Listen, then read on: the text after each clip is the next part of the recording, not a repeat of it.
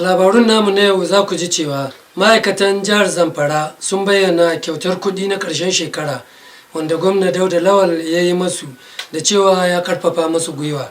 Gwamnatin Zamfara ta jaddada aniyarta na kyautata sha'anin kasuwanci a cikin jihar. Haɗakar jami'an tsaro sun kammala tone ababen fashewa a hanyar Gusau zuwa ɗan Sadau inda suka bayyana cewa hanyar ta yi lafiya. Assalamu alaikum masu kallon mu. Barkanmu da saduwa a darenmu na yau Laraba 11 ga watan Rajab hijirar manzon tsira Muhammad sallallahu alaihi wasallam daga Makka zuwa Madina 1447 wanda ya daidai da 31 ga watan Disamba shekarar 2025 miladiya. Ga cikakkun labarun tare da ni Mashkur Musa. An bayyana biyan kyautar ƙarshen shekara da gwamnatin Zamfara ta yi wa ma'aikatan jihar da cewa zai ba su ƙwarin gwiwar ƙara ƙwazo a wuraren ayyukan nasu a shekara mai zuwa. Wasu ma'aikata da wakilan labaru na NTA suka samu zantawa da su ne suka bayyana hakan. Ga wakilinmu Muhammad ɗan Sa'idu da cikakken wannan labarin. Tun lokacin da gwamnati mai ci yanzu a jihar Zamfara ta ɗare karagar mulki ta mayar da biyan kuɗin kyautar ƙarshen shekara ga ma'aikatanta al'ada. Wasu daga cikin ma'aikatan suka ce wannan abin a zo a gani ne da kuma yabawa ga gudunmawar da suke bayarwa domin ci gaban jiha. Wallahi ya ƙara mana ƙwarin gwiwa don za mu shiga sabuwar shekara da ƙarfi da ƙwari kuma insha Allah ba za mu ba shi kunya ba. Za mu ci gaba da tsare aikinmu mu yi aikinmu yadda ya kamata. Annabi ya ce in ka gode mu Allah kuma ka gode mu wanda ya kyautata maka. Saboda haka alhamdulillah muna godiya da samar wannan jajirtaccen gwamnati. Allah ya ƙara mashi basira. In shakartul azidan da kuma muna godiya ga Allah subhanahu wataala da Allah ya cishe mu kuma ina roƙon Allah subhanahu wataala Allah shi ƙara sanya mashi tausayi. Suka ci gaba suna cewa gwamnatin jihar Zamfara tana aiwatar da ayyuka daban-daban da za su inganta walwalar ma'aikatanta waɗanda suka haɗa da gyaran ma'aikatu da kuma sanya kayan aiki. Ita dai wannan kyautar ƙarshen shekara wadda aka sa ran za ta game ma'aikata sama da 20,000 za ta kawo ci gaba ga tattalin arzikin jihar Zamfara. Ya yi amfani da wasu damammaki waɗanda yake so ya saita matsalolin da ke faruwa a cikin jihar Zamfara. Kasancewar tabbas akwai 'yan bukatoci da muke ta tunanin mu ci bashi ko moranta sai gashi Allah ya yi wani nashi iko muka samu su 'yan canjin da muka dan rage ɗawainiya na wasu al'amura game da abin da ya shahe cefa ne. Gwamnatin Najeriya gaba ɗaya yana gwamnatin gehen adawa amma ta kira shi ta karrama shi Bola Tinubu saboda gwamna wanda ya yi kwazo da bajinta da gani da an kai a ƙasa. Wannan tallafin da zai sanya kuɗi a hannun ma'aikata waɗanda za su yi amfani da su wajen sayen kayan masarufi, abinda kuma zai bunƙasa zagayawar kuɗi a hannun al'umma. Muhammad ɗan Sa'idu, labarun NTA. Gwamnatin jihar Zamfara ta jaddada aniyarta na samar da kyakkyawan yanayi domin farfaɗo da sha'anin kasuwanci wanda shine gimshikin da ke kawo ci gaba a faɗin jihar. Kwamishinan masana'antu da kasuwanci na jihar Zamfara Abdulrahman Tumbidu shine ya sanar da hakan a wurin taro na shekara-shekara wanda cibiyar kasuwanci, masana'antu, noma da albarkatun ƙasa ke shiryawa. Wakilinmu Jamilu Ibrahim na da cikakken wannan labarin. Cibiyar 'yan kasuwa, masana'antu, ma'adanai da aikin gona ta Zamfara inuwa ce da ta haɗa ƙungiyoyin 'yan kasuwa da ƙwararru a fannuna daban-daban da ke zaman muryar 'yan kasuwa a fafutukar bunƙasa tattalin arzikin jihar nan. Wannan dai babban taron shekara-shekara ne da ƙungiyar ta shirya a nan Gusau domin bitar yadda shugabanni masu barin gado suka gudanar da jagorancinsu da kuma ƙaddamar da waɗanda za su gade su. Zuwa mu a wannan cibiya ta 'yan kasuwa mai girma gwamna ya fara kulawa da wannan cibiya na tamu 'yan kasuwa. A inda kwanan nan ya ba mu tallafi na kuɗi ga mutum 1,000 wanda an riga an fara mutum 1,000 za su samu 150 kuma mutum 60 za su samu miliyan ɗaya waɗanda ma aka ba da nan miliyan ɗaya har zuwa an ci nasu. Insha Allah 150 kwanan nan kowa zai iya za su fara samun nasu.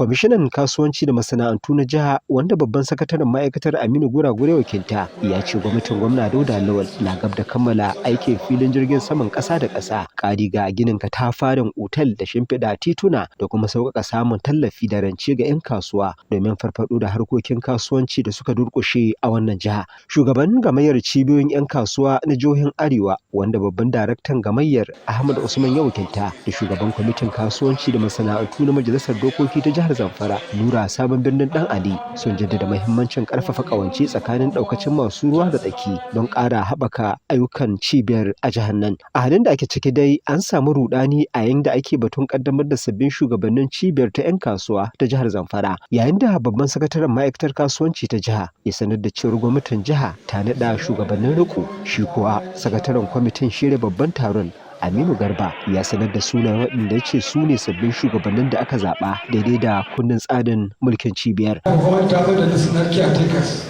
wanda za su ci gaba da gudanar da shugabancin kamun lokacin da za mu ba da sanarwar yin zaɓe na gaba insha Allah. Gwamnati ba ta da tsari cikin amma an zo an ce ga wani list za a karanta a matsayin za su kiyata.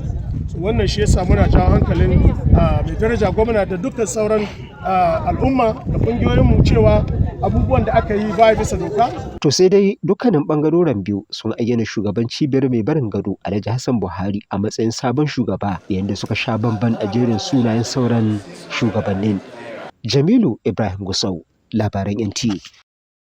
Rundunar 'yan sandan jihar Zamfara ta sanar da kammala aikin toni ababen da ke fashewa wanda suka gudanar haɗin gwiwa da sojoji a kan hanyar Gusau zuwa Magami zuwa Ɗan Sadau. Aikin wanda ya zama wajibi sanadiyar fashewar wani abin fashewa mai kama da bom wanda 'yan ta'adda suka dasa a hanyar ranar 27 ga watan Disamba wanda ya yi sanadiyar rasa rayukan mutane 8 da kuma ƙone dukiyoyi. A cikin wani jawabi wanda jami'in yada labaru na rundunar 'yan sandan Yazid Abubakar ya ce yanzu hanyar ta tsaftatu domin ci gaba da zirga-zirgar ababen hawa da mutane. A bayanin ya zaburar da al'umma da cewa su ci gaba da sanya ido tare da kai rahoton duk wani abu da ba su gane kan shi ba ga jami'an tsaro domin ɗaukar matakin da ya dace.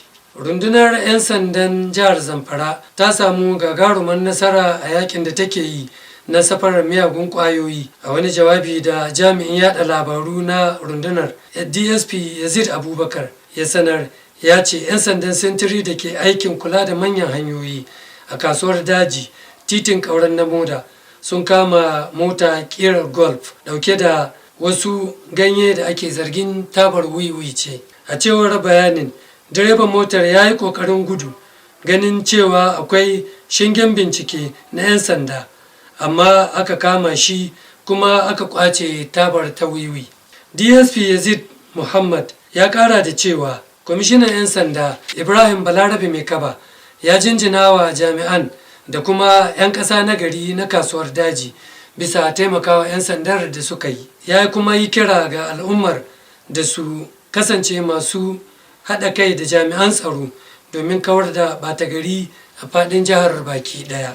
Mataimakin babban shugaban gidan gyara hali na ƙasa mai kula da shiyar arewa ta yamma Ahmad Audu Usman ya shawarci jami'an da su kasance masu hazaƙa da sadaukar da kai a wurin gudanar da ayyukansu. Ya yi wannan kira ne lokacin da yake ƙaddamar da jami'an kula da gidan gyara hali su 229. Wakilinmu Murtala Bala da ya halarci wurin ƙaddamarwar ya cika mana wannan rahoto. Bukin ƙarin girma ga jami'an hukumar gyara hali ta ƙasa reshen jihar Zamfara har su 299 ya faru ne biyo bayan samun nasarar jarabawar da suka rubuta ta neman ƙarin girma ga mukamai daban-daban. Daga cikin waɗanda aka ƙara ma girman sun haɗa da manyan jami'an hukumar har su 179 da suka haɗa da babban sufritandan gyara hali da sufritandan gyara hali da na'ibin sufritandan gyara hali da kuma mataimakin sufritandan gyara hali na ɗaya da mataimakin sufritandan gyara hali na biyu. Sauran su ne sufritandan gyara hali da mataimakin sufritandan gyara hali da dai sauran ƙananan mukammai da yawan su ya kai 120. Mataimakin babban kwantarolan hukumar gyara hali ta ƙasa mai kula da shiyar zone N Ahmad Audu Usman da kwantarolan hukumar na jihar Zamfara Murtala Muhammad Haruna sun yi kira ga jami'an da aka ƙara wa mukamin da su ci gaba da nuna ƙwarewa da jajircewa wajen gudanar da ayyukansu. Ƙarin girma wani abu ne da yake da muhimmanci, kuma an ƙara ma girma ne don an fahimci cewa kana da ƙwazo, to sai ka ƙara ƙwaza.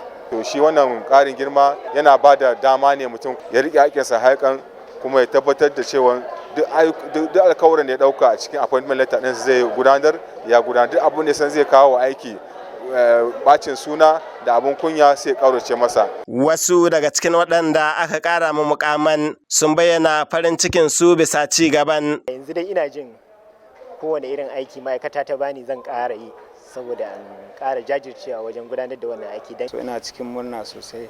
Allah Ubangiji ya samu yanye lafiya. Ana sa ran ƙarin girman zai ƙara masu ƙwarin gwiwa wajen gudanar da ayyukan su yadda ya kamata. Murtala Bala Gusau, Labaran NTA. Gwamnatin jihar Zamfara ta zaburar da sabon kwamandan askarawan Zamfara, mataimakin sufeton 'yan sanda mai ritaya Muhammad Shehu Dalijan, da cewa ya yi amfani da ƙwarewarsa ya kuma tabbatar da ladabi da biyayya a wurin tafiyar da aikin nashi. Sa'annan ya yi aiki da dokokin da aka shimfiɗa domin tafiyar da ƙungiyar ta askarawan Zamfara. Sakataren gwamnatin jihar Zamfara Malam Abubakar Nakwada shi ne ya sanar da hakan a wurin gabatar da takardar kama aiki ga sabon kwamandan na askarawan.